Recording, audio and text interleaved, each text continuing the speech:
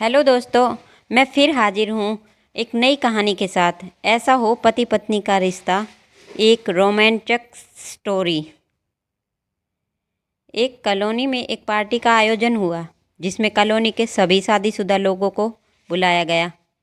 शाम का समय था। सभी लोग अपने ऑफिस से आने के बाद तैयार होकर सीधे पार्टी में पहुँचे। सभी एक दूसरे से मिले, शाम का खाना भी वहीं खाया। फिर एक बुजुर्ग व्यक्ति पार्टी में आए और उन्होंने कहा कि आज हमने ये पार्टी रखी है, ये एक विशेष पार्टी है। आज हम कुछ नया करने वाले हैं। सारा दिन ऐसे ही ऑफिस के चक्कर लगा लगा कर निकल जाता है। चलिए आज हम सभी एक गेम खेलते हैं।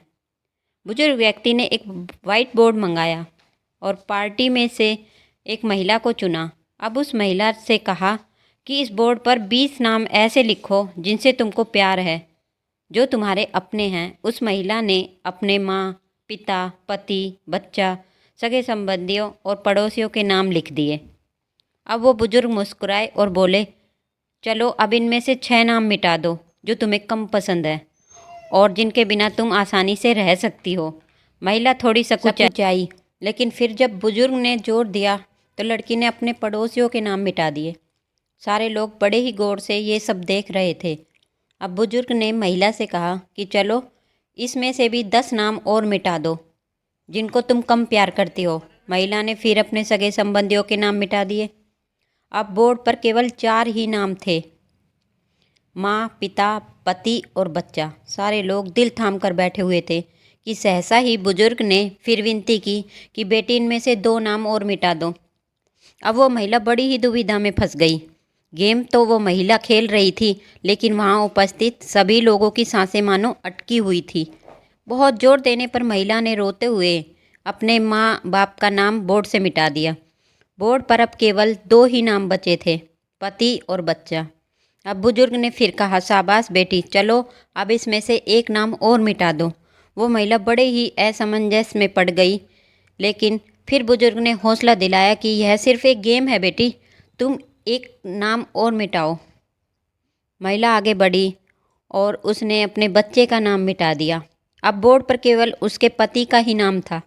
अब बुजुर्ग ने उस महिला को वापस अपनी सीट पर बैठने को बोल दिया और अब वहाँ बैठे सभी लोगों से बुजुर्ग ने एक सवाल किया कि ऐसा क्यों हुआ कि केवल पति का ही नाम इस बोर्ड पर रह गया। लेकिन किसी से जवाब नहीं दिया गया। बुजुर्ग ने वापस उस महिला को बुलाया और पूछा कि आपने अपने पति का ही नाम बोर्ड पर क्यों छोड़ा?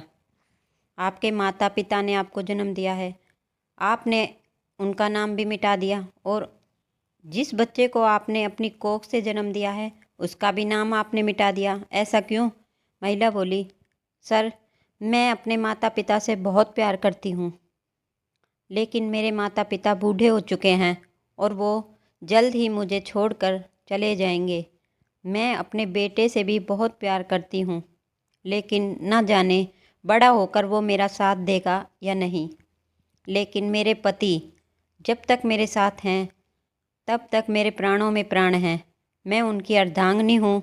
वो मेरा आधा शरीर बनकर मेरा साथ देंगे और जीवन भर मेरा हर सुख दुख में साथ देंगे। इसीलिए मुझे मेरे पति सबसे अधिक प्रिय हैं। महिला की बात सुनकर सारा माहौल तालियों से गड़गड़ाहट में गूंजने लगा। सभी लोग उस महिला के विचारों की प्रशंसा कर रहे थे। तब बुजुर्ग व्यक्ति ने कहा, ये तो हमने आज गेम खेला है। चलिए, गेम की मस्ती अपनी जगह है, लेकिन इस गेम में आपके जीवन की सच्चाई छुपी हुई है। पति और पत्नी एक दूसरे का आधा शरीर होते हैं और एक दूसरे के बिना जीवन बहुत दुष्कर है। इसीलिए सभी पति पत्नियों को चाहिए कि एक दूसरे के प्रेम की इज्जत करें और हर सुख दुख में एक दूसरे का साथ निभाएं।